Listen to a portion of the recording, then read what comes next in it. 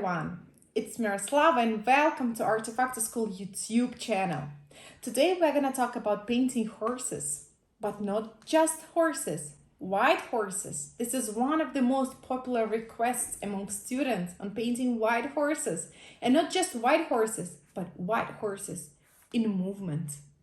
This may seem to be very difficult, but Anna Ivanova, one of our amazing instructors, is going to share with you the tricks how to make this process easier. And in today's video lesson, we're going to go through different stages of painting horses in movement and also talk about painting the backgrounds. So stay in touch, like this video, subscribe to our YouTube channel, turn on the notification sign, and stay in touch with Artefacto. So before we actually move on, as I already said, in today's video lesson, we're going to cover the main stages of this process so that you have the structure in your head, what to start with, how to paint it, not using white color, and what to do with the background so that the painting looks effective and catches the view of the audience. And we're gonna go through the stages, but if you want to see the step-by-step process of painting a horse, then we invite you to our free online workshop by Anna Ivanova. You can join it by clicking on this active link in the right upper corner. And in this workshop, we're gonna talk about proportions of the horse's muzzle. We are gonna talk and see how to paint a horse from a very unusual angle. That's a front view, which is not that often used, but is very, very unique and interesting. And we're gonna try to paint this horse in a little bit different format. It's not gonna be like a very realistic horse.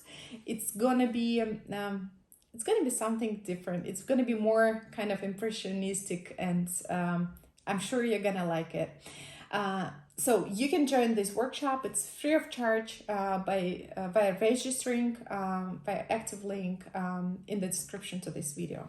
So press the video on pause, do it right now, and after that we continue with painting white horses in motion. Let's talk about my brushes. All of them are natural. Some of them, especially these two, are calligraphic brushes.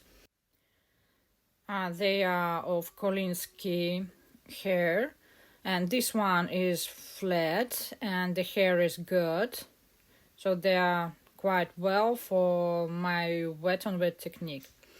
And then let's moisten the paper. You can see that I use my flat gold brush. It has 40 millimeters of width, and the same thing I do with the face part of the paper, so we need to moisten it as well. And it's very important to moisten with quite big amount of water, because it helps us to prolong the work with the picture. And now I'm going to paint the horse face, and I begin with the pink tint because white horses has this pinky tint on the top of their face. So I take more ochre for it and make this area of nostril quite gentle pinky tint. Now I'm mixing raw sienna and ochre and blue-gray because I'm going to continue to paint whole head. And of course I'm using a bit of ochre, ultramarine and blue-gray. They create really beautiful this tint for warm reflexes on the white surface as horse. And let's begin. So the first thing that I'm going to paint will be the reflex on the whole body of the horse. And only then I will add some cold tints and accents on their body. And as you can see, I'm reserving all all highlights because I don't use any white opaque color or masking fluid or whatever, so it's better to reserve it initially and continue to work with raw sienna and blue gray. And as I told before, let's cover all shadow parts of the horse body with this tint. I just don't touch these highlights even at the top of the external line of the horse body. And let's continue to mix the same tint, just adding a bit of lemon yellow, a bit of pink, raw sienna and blue gray. More raw sienna to continue to emphasize these warm reflexes on the body. And then I soften all my brush strokes, especially at the top of the body, because we need to create this overlaid area. And now we continue to create the shadow part of the horse body, adding color tints with a mixture of blue gray and ultramarine. At the same time, I'm painting the structure of the head, of the hair, and of all body of the animal, because we need to emphasize the muscle structure and so on.